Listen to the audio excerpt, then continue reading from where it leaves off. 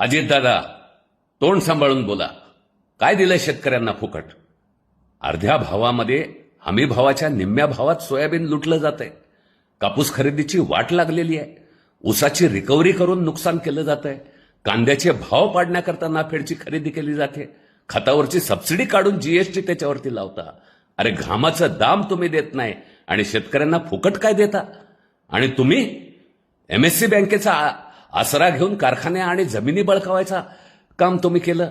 70,000च्या घोटाळ्यामध्ये तुमचं नाव आहे. आज त्या तडीपारच्या आशीर्वादानं तुमचं घड्याळाचं चिन्ह आहे. उद्या हे चिन्ह गेल्यावर काय हाल होईल?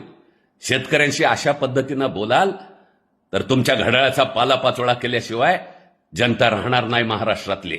लक्षात ठेवा.